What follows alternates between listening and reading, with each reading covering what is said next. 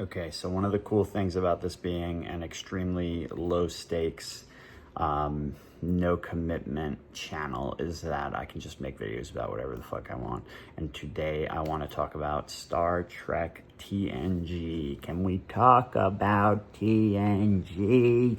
Oh my god. All right, so I just finished all of Star Trek The Next Generation.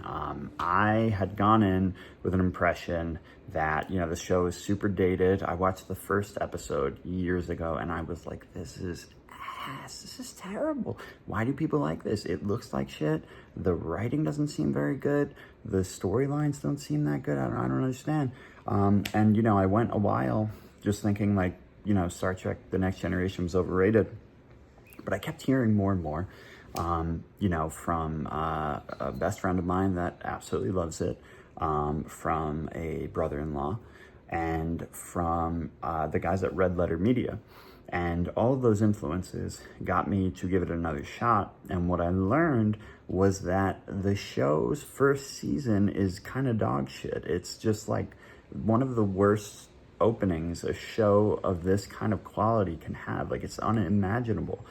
So you just skip the first season, you watch the good episodes in season 2, and then you go into season 3, and from there it's mostly bangers. There's every once in a while there's a terrible episode that is worth skipping, but for the most part they're fantastic. And you know, the reason I wanted to talk about it is because this show ended up being more than just, you know, a TV show that I enjoyed for me. I learned so many life lessons from the show. It's exploration of, you know, just like moral quandaries, and it's examination of humanity and human potential is just so inspiring. I would recommend the show to anyone. I would highly recommend you start with season 3 to get a real feel for it. Or if you want to, you know, start with something in season 2, Measure of a Man is a fantastic episode. It's one of the best in the series, and it will set up pretty well the types of content that you're going to see from the show, the types of really just fucking jaw-droppingly inspirational, really profound subjects that it touches upon.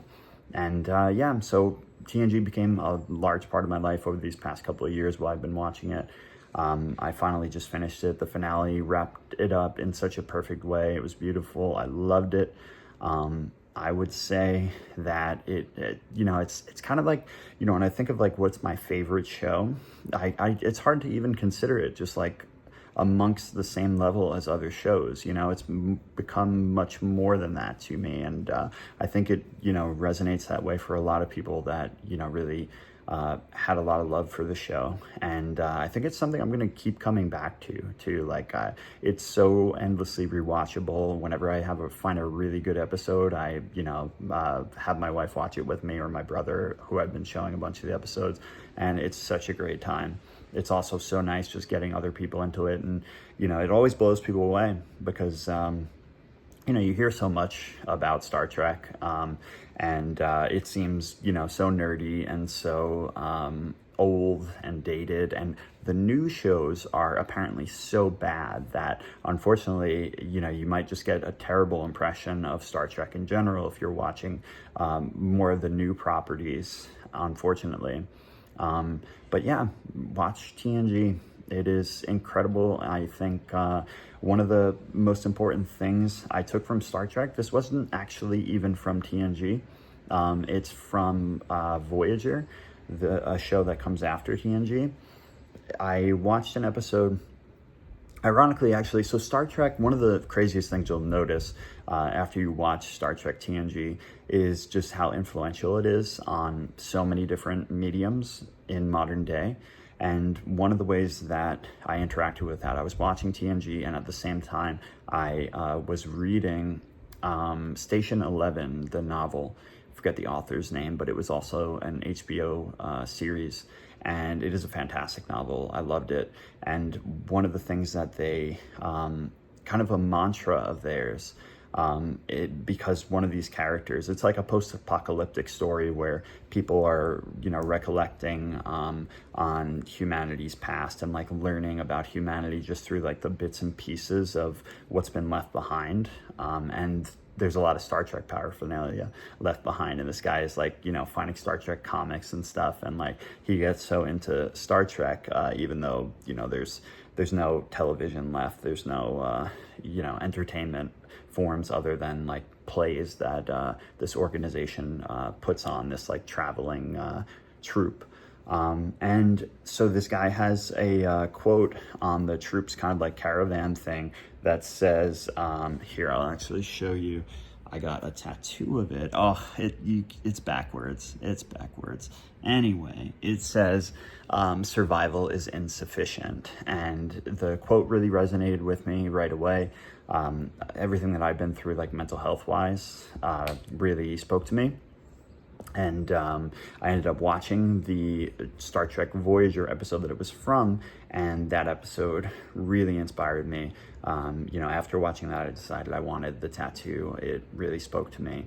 And it's just so, just to give an example of how the show tends to become more than just a piece of entertainment for anyone that watches it.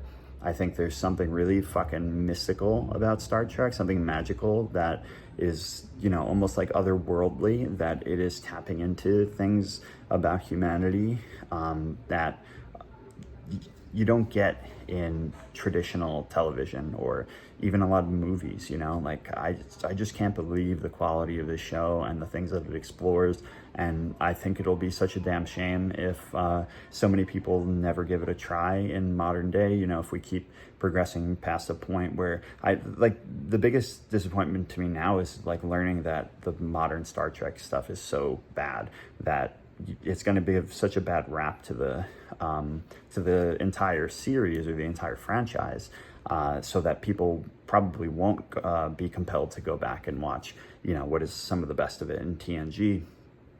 And I think that's super unfortunate. So I like to talk about it whenever I can because it has been so influential. And the thing about it, other than just, how profound it is how fucking cozy it is. As far as TV shows go, there's always those shows that you can just put on in the background while you're like doing something, you just need something familiar to put on. For me, it used to be like Parks and Rec, The Office, Gilmore Girls is a big one. I am a Gilmore Girls guy. And so, some shows just project like an aura that just feels really comfy, and you can just settle in and like you're just back with this crew. I think the types of shows that this really rings true for are ones with a static cast, a group of people that, become so well known to you, so familiar that they're like a family, like obviously a completely fictional family that that does not exist at all, but one that you resonate with and you're so comfortable with that you just kind of feel at home when you're watching it. And TNG definitely does that for me. Even like some of the worst episodes, there's always so much humor in it too. I think a lot of people wouldn't expect that. Initial impressions of Star Trek is that it's funny. It is so fucking funny. It's brought like some of my favorite comedic moments, sometimes unintentionally. It can happen just because something was comically bad. I will say the funny thing about this show is that they pumped out so much so quickly that you can go from like one of the best episodes of television you've ever seen to one of the worst. And it's so silly when it happens, and you just kind of laugh at it, and you might just skip it and move to the next one. And it's kind of no skin off your back because there's so many and it's episodic. So it doesn't matter if you skip an episode most of the time. Not every storyline is followed up on later on.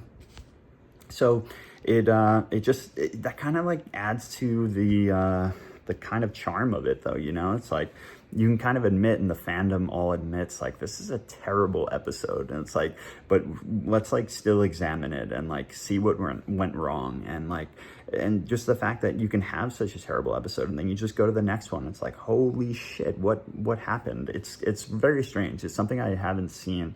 I don't think I've seen this in any other TV show, this kind of variety in quality from episode to episode. But I will say, like, season 3 and probably like season 6 for me are the most consistent. Season 3 is the overall mostly agreed upon to be the best season, and 6 just has like a ton of really good quality. Not the absolute best, but like it was the one that I was able to watch all the way through without skipping much at all. Yeah, give TNG a try. I feel like, you know, I've becoming a spokesperson for this this show only serves to annoy a lot of people in real life. You know, you're at a party and you just casually bring up Star Trek TNG, and it's like, oh no, not one of these guys. But on this YouTube channel, I can recommend it. So definitely give it a try. It might just change your life. And last thing I forgot to mention actually is I am studying to become a social worker, and this show has given me so much guidance in terms of actually like psychological evaluations, and especially with moral quandaries. You know, one of the big things the show is known for is examining these really intense moral quandaries where sometimes it seems like there's no right answer. But in TNG, for the most part, like Picard always finds his way, and he will always end up doing what is right for the most people. And you know, as a social worker, you're running into situations like that all the time. And you know, I even told a professor of mine that was into Star Trek, like, this show genuinely feels like it makes me a better social worker. And that might sound silly to say, you know, but some entertainment can teach us so much about the world and about, you know, our place in it and others' places in it. And I think TNG is one of those really special ones that you really can just take so much from.